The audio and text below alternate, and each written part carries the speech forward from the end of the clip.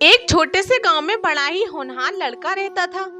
उसका नाम चिंटू था। चिंटू ना सिर्फ पढ़ाई में अव्वल था, बल्कि वो चित्र बनाने में भी बड़ा ही माहिर था।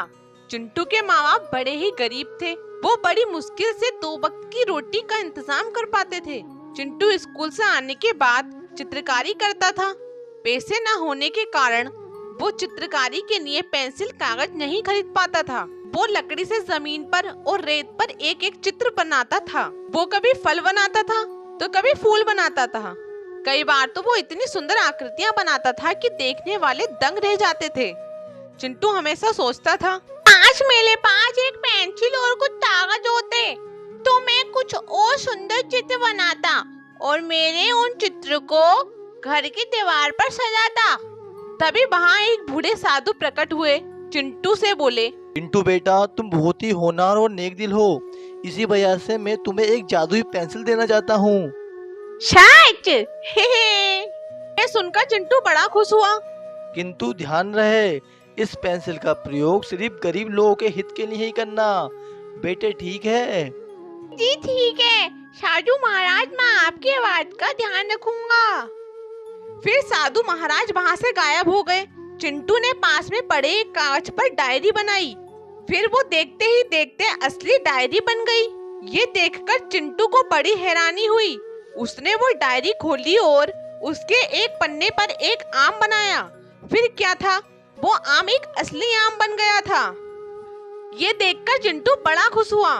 अले अले वाह, ये तो जादुई पेंसिल है। साधु महाराज, मैं आपका बड़ा ही शुक्रगुजार हूँ। फिर चिंटू ने उससे अपने लिए कई सारी चीजें बनाई, केक, कपड़े, जूते और पुस्तकें। वो उस पेंसिल को लेकर घर गया और अपने गरीब माँ बाप के लिए भी खूब सारे कपड़े, भोजन और जरूरत के लिए सभी सामान बनाए। उसके बाद वो अपने गांव में गया और गरीबों को उनके जरूरत का सामान बनाकर देने लगा। किसी को लकड़ी की गाड़ी तो किसी को घर। चिंटू की इस दरिया दिली की वजह से गांव वाले उसे बहुत पसंद करते थे। एक दिन राजा के सिपाहियों को चिंटू की जादुई पेंसिल के बारे में पता चला और उन्होंने राजा को ये बात बता दी। राजा ने सिपाहियों को चिंटू को राजमहल में लाने के लिए कहा। जब चिंटू राजमहल पहुंचा, तो राजा ने चिंटू से कहा, सुनो लड़के, यहाँ आओ। चलो जल्दी से मेरे लिए एक सोने का पेड़ बनाओ। नहीं महाराज, आप गरीब नहीं हैं। आपके पास खूब सारा धन है, जवाहरात और सभी साधन हैं। मैं इस पेंसिल से सिर्फ गरीबों की सहायता करता हूँ, आपकी नहीं। ये सुनकर राजा को गुस्सा आ गया और वो बोले, मंत्री, इस लड़के से पेंसिल छीन लो और मेरे लिए एक सोने का पेड़ बनाओ। मंत्री ने चिंटू से वो पेंसिल ले ली और चित्र बनाया, किंतु सोने का कोई पेड़ नहीं आया। ये देखकर राजा बहुत क्रोधित हो गया और बोला, सुनो लड़के, अगर तुमने मेरे लिए सोने का पेड़ नहीं बनाया तो मैं तुम्हें और तुम्हारे माँ बाप को कारागार में डाल दूंगा। राजा की ये बात सुनकर चिंटू डर गया और उसे एक उपाय सूझा। उसने एक कागज पर जल्दी से साधु महाराज का चित्र बना दिया। अचानक साधु महाराज प्रकट हो गए और बोले, हे राजन, सच कहूँ तो आपके पास दुनिया का हर सुख है, किंतु आपका लालच फिर भी खत्म नहीं हुआ है। ये बात पेंसिल को पता चल गई थी और इसी कारण पेंसिल ने असली सोने का पेड़ बनाने में आपकी कोई मदद नहीं की। इस बात को समझने का प्रयास करें और चिंटू से ये पेंसिल ना छीनें। चिंटू को इसका प्रयोग करके गरीबों की मदद करने दें। अगर किसी दिन आपको इस पेंसिल की सच में जरूरत पड़ी तो चिंटू अवश्य आपकी सहायता करेगा। राजा को साधु की बात समझ आ गई थी। उसने साधु महाराज से माफी मांगी और चिंटू का आदर सत्कार करके उसे घर वापस भेज दिया। तो बच्चों, इस कहानी से हमें ये शिक्षा मिलती है कि हमें लालच नहीं करना चाहिए और हमेशा गरीबों की सहायता करनी चाहिए। अगर आप चैनल पे नए हैं तो वीडियो को लाइक करें और चैनल को सब्सक्राइब करें और हमारी वीडियो आपको कैसी लगी कमेंट करके हमें जरूर बताएं।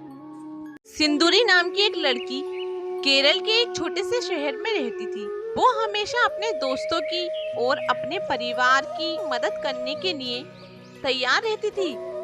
उसे प्रकृति से बहुत प्यार था। जानवरों को गौर से देखना, पक्षियों की आवाज सुनना, तितलियों के पीछे भागना, ये सब उसे बहुत पसंद था। एक दिन सिंदूरी अपने और अपनी माँ के लिए गजरा बनाने के लिए कुछ फूल लेने गई। वो सुंदर फूलों को ढूंढते ढूंढते थोड़ा आगे निकल गई। उसे एक बहुत प्यारा और छोटा सा खरगोश दिखाई दिया।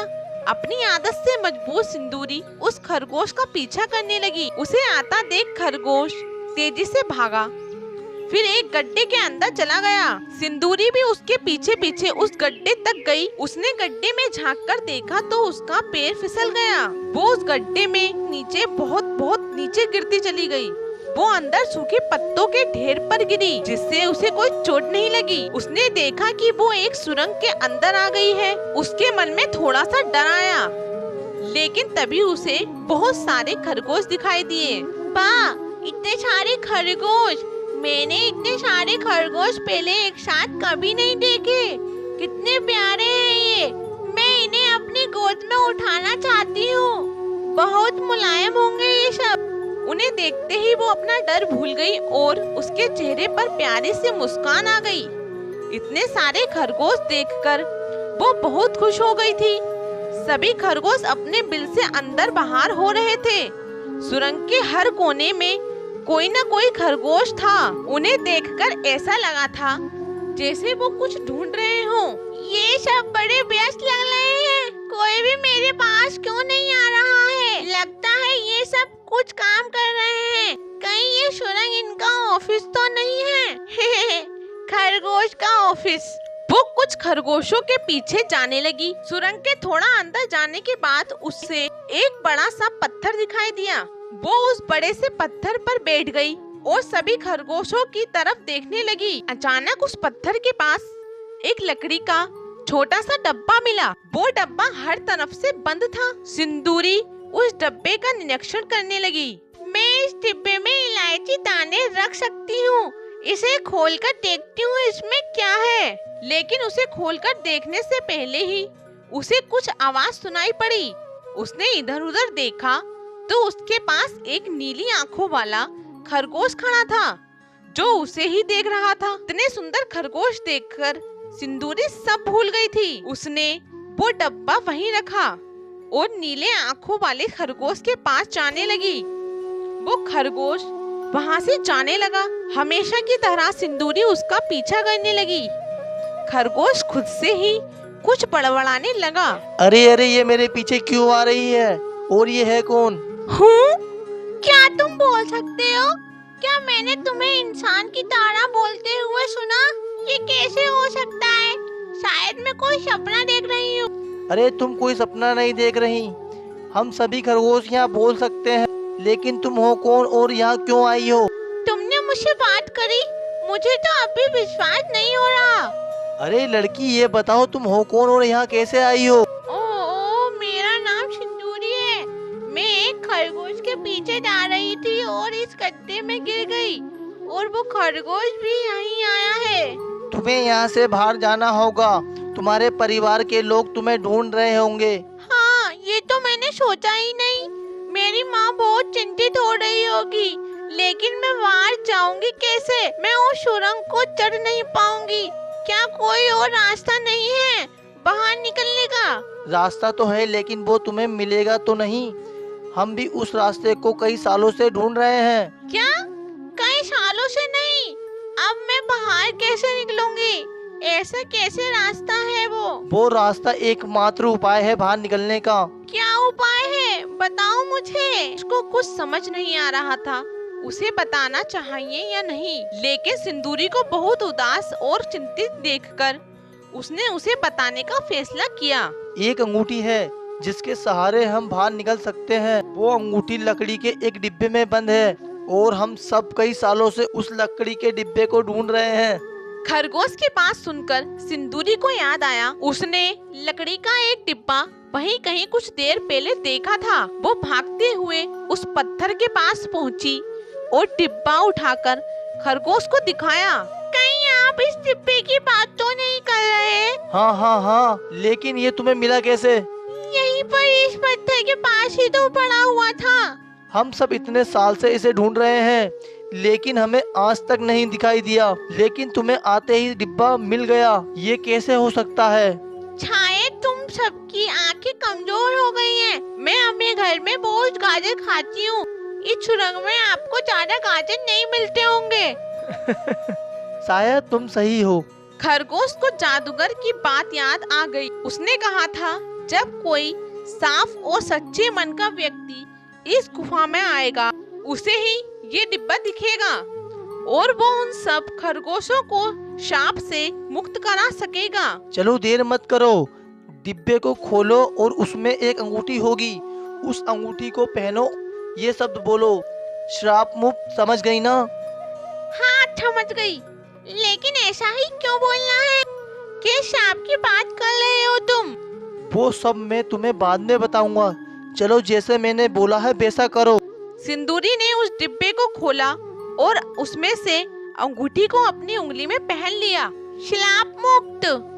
अचानक एक तेज रोशनी आई। सिंदूरी ने अपनी आंखें बंद कर ली। उसने जब अपनी आंखें खोली तो तब वह सुरंग के बाहर आ चुकी थी।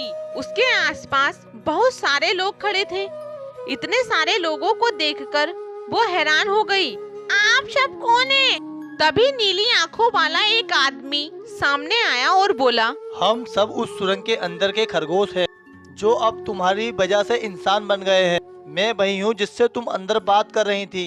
मुझे कुछ समझ नहीं आ रहा अंकल।